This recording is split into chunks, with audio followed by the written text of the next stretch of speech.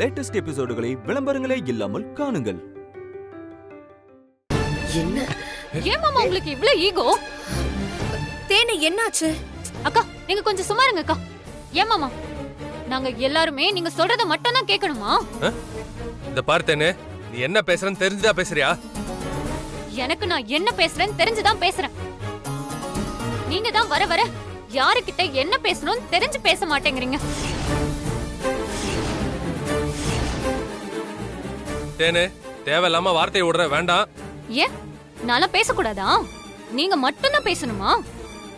தேனே, ஐயோ கார்த்திக் கொஞ்சம் இருப்பா. தேனு ஏன் இப்படி எல்லாம் பேசிட்டு இருக்க? கார்த்திக் எது சொன்னாலும் உன் நல்லதுக்கு தானமா சொல்லுவான்.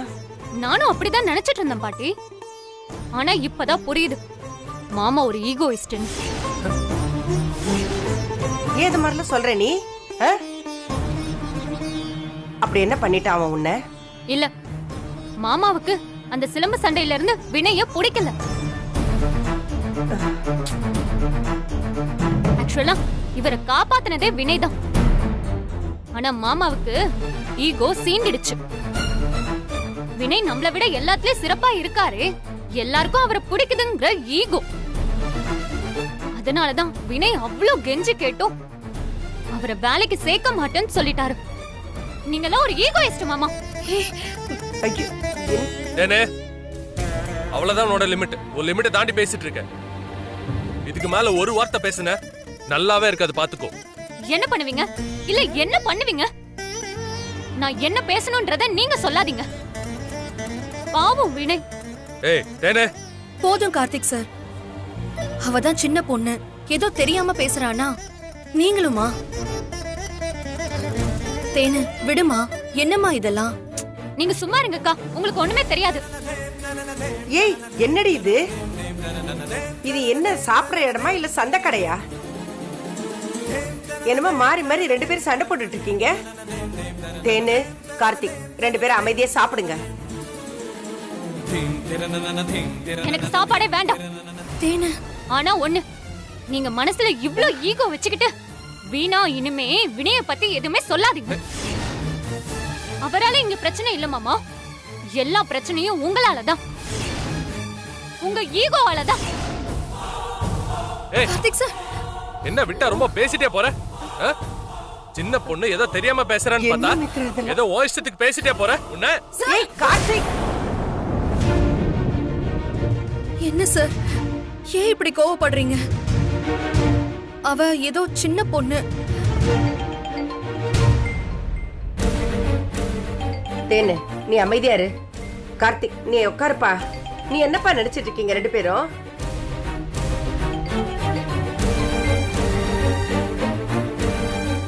ஹலோ, ஆமா நான் விக்ரமோட அம்மா தான் பேசுறேன். அப்படியா? எப்போ? ஐயோ இருங்க, நான் உடனே அங்க வரேன். மித்ரா என்னாச்சுமா? அம்மா, விக்ரம் ஸ்கூல்ல இருந்து கால் பண்ணாங்க. அவன் ஸ்கூல்ல மயங்கி விழுந்துட்டானா.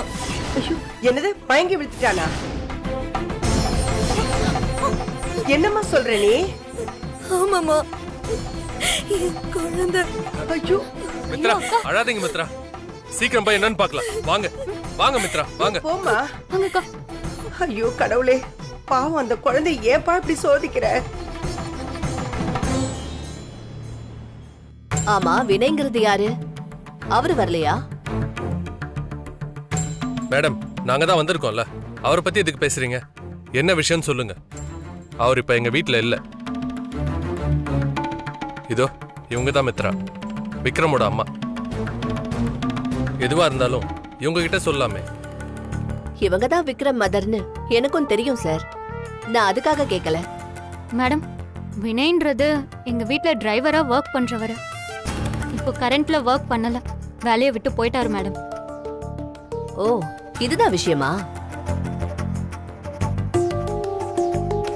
இங்க பாருங்கம்மா, விக்ரம் மார்னிங் ஸ்கூலுக்கு வந்ததுல இருந்து வினய் வினய்னு பேரை சொல்லி அழுதுகிட்டே இருக்கான். மிஸ் அவனை கூப்பிட்டு விசாரிச்சிருக்காங்க. அவன் சின்ன பையன் இல்லையா, அதான் அவனால முழுசா சொல்ல முடியல. மிஸ்ஸுக்கும் அவன் என்ன சொல்ல வரான்னு புரிஞ்சுக்க முடியாம அவனை சமாதானப்படுத்தி அழுகையை நிறுத்தியிருக்காங்க. இருந்தாலும் லஞ்சுக்கு அப்புறம் அவன் அழுது அழுது மூச்சு விட சிரமப்பட்டு மயக்கம் போட்டு விழுந்துட்டான். அதனாலதான் அவனை சமாதானம் பண்ணி ரெஸ்ட் எடுக்க வச்சிருக்கோம். அதான் அந்த வினை யாருன்னு சொல்லி உங்ககிட்ட கேட்டேன். எங்களுக்கு புரியுதுமா. வினய் தம்பி விக்ரம் கூட ஃப்ரெண்டு மாதிரி நல்லா பழகிட்டாரு. அதான் அவர் வந்த கொஞ்ச நாள்லயே அவன் அவர்கிட்ட ஒட்டிக்கிட்டான். ஓ, 2 நாளா அவர் வேலைக்கு வரலன்ன உடனே அவரோட நினைப்பாவே இருந்திருப்பான் போல இருக்கு. பிரச்சனை இதுதான் மேடம். நீங்க சொல்ற மாதிரியெல்லாம் விக்ரம்க்கு வேற எந்த பிரச்சனையுமே கிடையாது. நான் உங்களுக்கு சொல்ற அட்வைஸ் என்னன்னா, அந்த வினய் எங்க இருக்காருன்னு கண்டுபிடிச்சு மறுபடியும் அவரை வேலைக்கு கூட்டிட்டு வாங்க. விக்ரமோட இந்த பிரச்சனைக்கு இது ஒண்ணுதான் தீர்வு.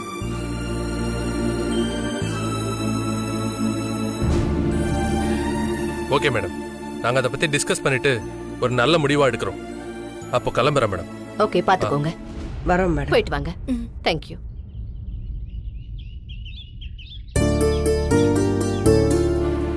ஏன்பா கார்த்தி, விக்ரம் மயங்கி விழுந்துட்டான்னு சொன்ன உடனே நான் பயந்தே போயிட்டேன்.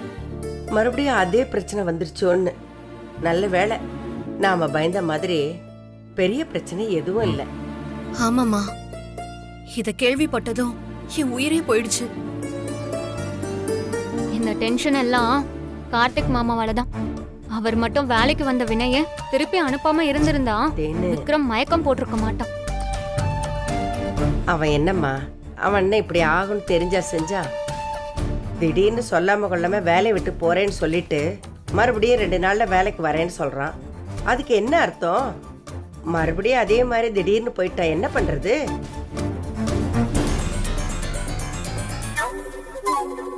பாட்டி, வினய் மேல என்ன தப்பு? உங்ககிட்ட நிலவரத்தை சொல்லிட்டு தானே போனாரு. என்னமோ ஆள் அப்ஸ்காண்ட் ஆன மாதிரி சொல்றீங்க. தேனே, மறுபடி இத பத்தி பேசாத. அவரோட ப்ரொஃபஷன் இது கிடையவே கிடையாது. அவரோட தொழிலும் டிரைவிங் கிடையாது. புரியுதா? டைம் பாஸுக்கு வேலைக்கு வந்தவங்களாம் இதுக்கு செட் ஆக மாட்டாங்க தேனே. இதெல்லாம் உங்களுக்கு பிரச்சனை இல்ல. உங்க ஈகோ தான் உங்களுக்கு பிரச்சனை. உங்க ஈகோவால தான் விக்ரம்க்கு இப்படி அஃபெக்ட் ஆயிருக்கு. நீங்க மட்டும் உங்க ஈகோவை தூக்கி போட்டிருந்தீங்கன்னா விக்ரம்க்கு இந்த பிரச்சனையே வந்திருக்காது. போத நிறுத்துத்தேனே. எல்லாம் தெரிஞ்ச மாதிரி பேசுற. வினய் நம்ம வீட்ல வேலை பார்த்துட்டு இருந்த ஒரு டிரைவர், அவ்வளவுதான். அவன் கூட போய் என்ன கம்பேர் பண்ற? அப்புறம் ஏன்பா வினயக்கல் நீங்க திரும்பி வேலைக்கு சேர்க்க மாட்டீங்க? விக்ரம் தான் வினயக்கல் வரலன்னு ஃபீல் பண்றான்ல.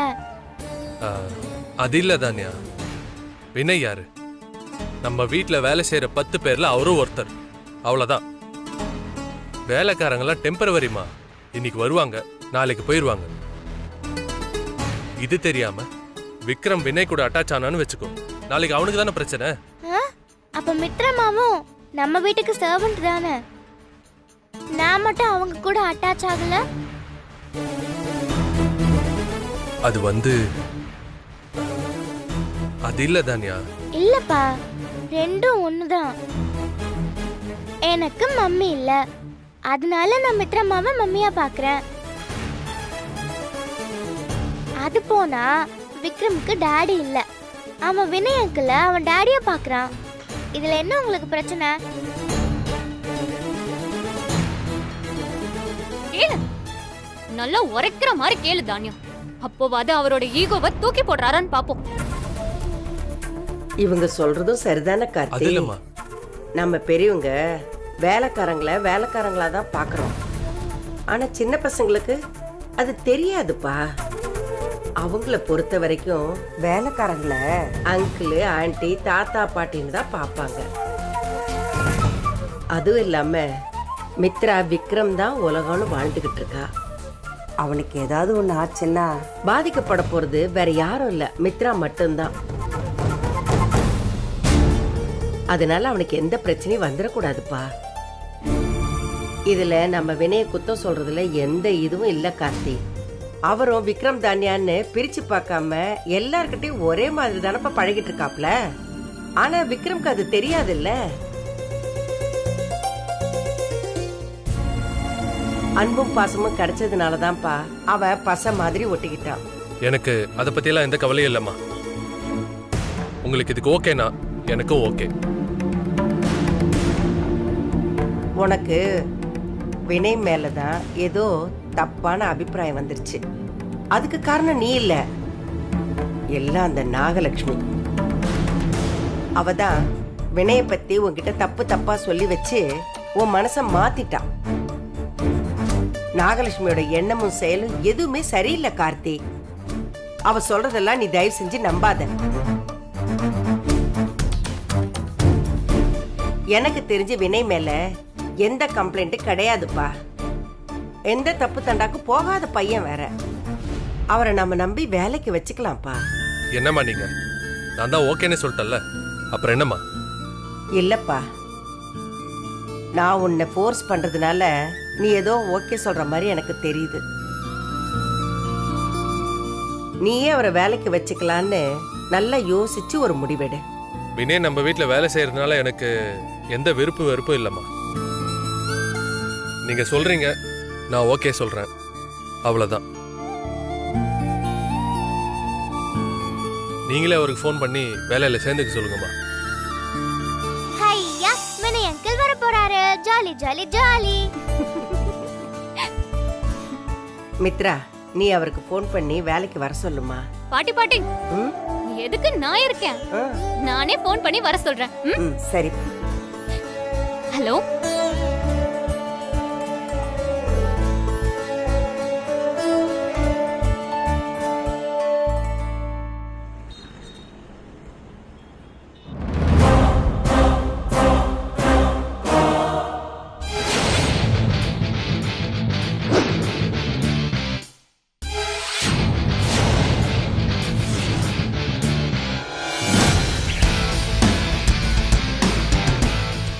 இவன் என்ன இங்க? இவனதான் மாப்பிள்ள வேலைக்கு வரக்கூடாதுன்னு வெளியில துரத்தி விட்டுட்டாரே, அப்புறம் எதுக்கு வரான்? இரு வரேன்.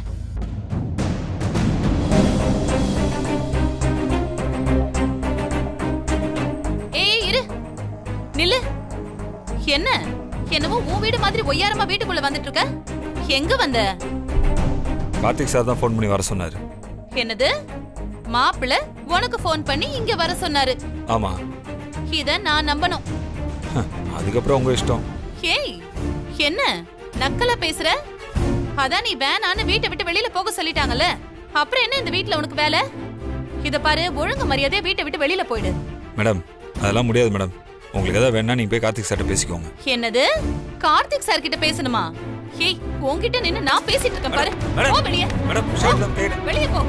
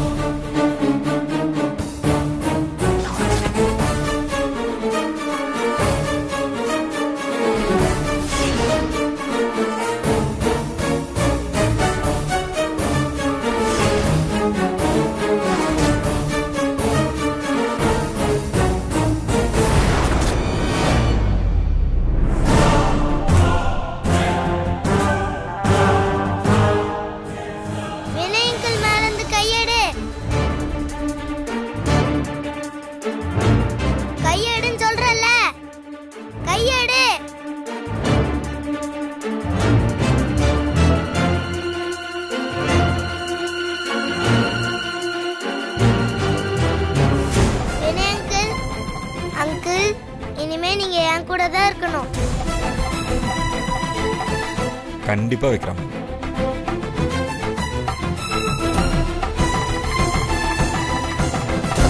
மாப்ள, என்ன இதெல்லாம்?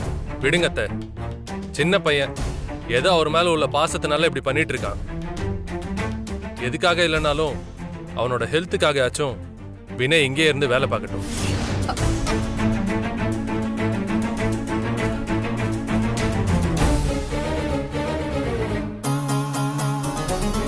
யாரு இங்க என்ன திட்டம் போட்டாலும் சூப்பர்மேன் இங்க தான் இருப்பாரு. ஆமாமா, இருப்பாரு இருப்பாரு, பாக்குறேன். ஆமா, கண்டிப்பா இருப்பாரு. பின்ன சூப்பர்மேனை தான் ஊருக்கே பிடிச்சிருக்கே. உங்கள மாதிரி ஆளுங்க சில பேருக்கு தான் பிடிக்கவே மாட்டேங்குது. என்ன பண்றது? ஏய், இதெல்லாம் எவ்வளவு நாளைக்குன்னு நானும் பாக்குறேன். பாப்போமே. இனி நீங்க இல்ல, யாரு நினைச்சாலும் சூப்பர்மேனை இங்க இருந்து வெளியே அனுப்ப முடியாது. அவரு இங்கதான் இருப்பாரு. நான் அனுப்பவும் விட மாட்டேன்.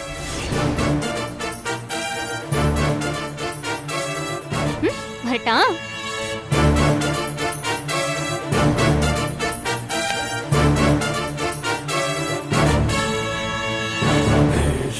விக்ரம் வா, கீழே இறங்க போ. என்ன அங்கிள் மேல கை வச்ச அவ்வளவுதான்.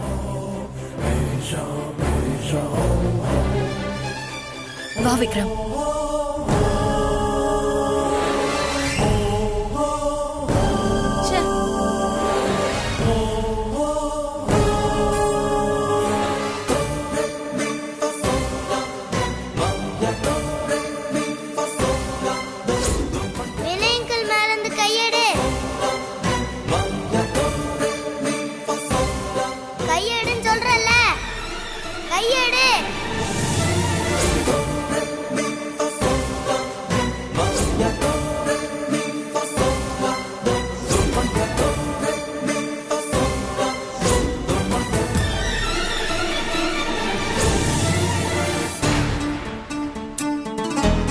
நாம ஏதோ ஒரு விஷயத்தை விட்டுட்டு யோசிக்கிறோம்னு நினைக்கிறேன்.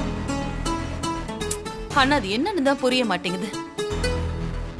இந்த விக்ரம் பயலுக்கு அந்த வினை வீட்டை விட்டு போன உடனேயே உடம்பு சரியில்லாம போகுது.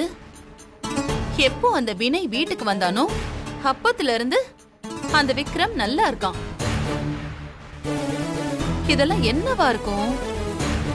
விக்ரமுக்கு ஒண்ணுனா வினை துடிச்சு போறதும், வினையோட சட்டையை பிடிச்சா அந்த விக்ரம் அழுது புலம்புறதும். ஐயோ, இதெல்லாம் எங்கேயோ இடிக்குதே.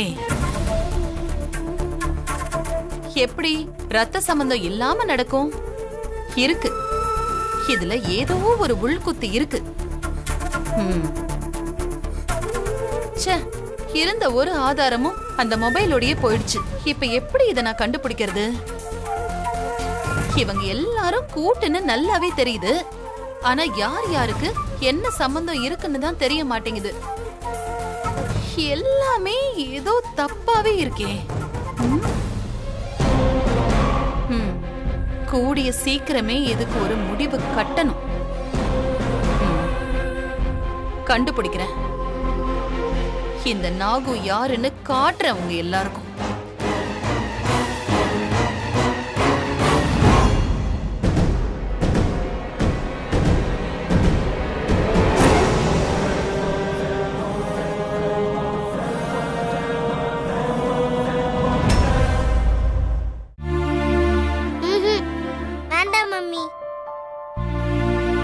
இப்போ நீங்க 2 பேரும் சமத்தா சாப்பிட்டாதான் கார்த்திக் சார் கிட்ட சொல்லி ஈவினிங் வெளியில கூட்டிட்டு போவேன். இப்படி சாப்பிட மாட்டேன்னு அடம் பண்ணிட்டு இருந்தா அப்புறம் no play no shopping, only home work தான். ஓகே? ஹை, ஷாப்பிங்கா? சாப்பிட்டு முடிச்சாதான். இப்போ நான் எப்படி சாப்பிடுறேன்னு பாருங்க மித்ரம்மா. இந்தா விக்ரம். விக்ரம், ஏன் சைலண்டா இருக்க? நீ ஷாப்பிங் வரல? இல்ல மம்மி, என்ன வினய் அங்கிள் கிரவுண்டுக்கு விளையாட கூட்டிட்டு போற சொல்லிருக்காங்க. சரி, சாப்பிட்டு போலாம். இந்தா. எனக்கு பசிக்கலையே. முழுசா 3 வாய் கூட வைக்கல, என்ன விளையாடுறியா? இப்படி அலும்பு பண்ணாம சாப்பிடு விக்ரம். இந்தா, உடம்பு வேற சரியில்லைல்ல. இந்தா கொஞ்சம் மித்ரம்மா, சாப்பிடு. நான் சாப்பிட்டு முடிச்சிட்டேன். நான் ஷாப்பிங்க்கு ரெடி ஆகுறேன். இந்தா விக்ரம், அவ சமத்தா சாப்பிட்டு போயிட்டா பத்தியா? நீ சாப்பிடு. இந்தா. விக்ரம், சாப்பிட்றீங்களா? என்ன சாப்பிட்றீங்க? அவன் எங்க சாப்பிடுறான்? சாப்பிடவே மாட்டேங்கிறான். என்ன விக்ரம், என்னாச்சு? ஏன் சாப்பிட மாட்டேங்கிறீங்க? பிடிக்கல அங்கிள். சரி, அப்ப நம்ம ஒண்ணு பண்ணலாமா? நான் ஊட்டி விடட்டுமா? ஐ, ஊட்டி விடுங்க அங்கிள்.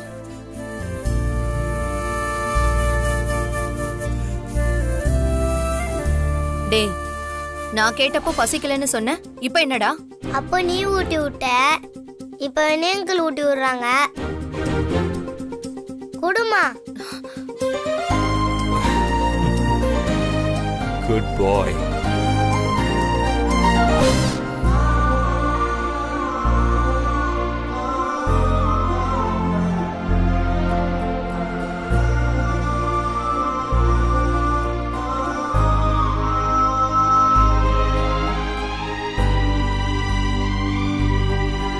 வினயங்கள், சொல்லுங்க விக்ரம். நீங்க என்னை விட்டு எங்கேயும் போக மாட்டேன்னு ப்ராமிஸ் பண்ணி கொடுங்க.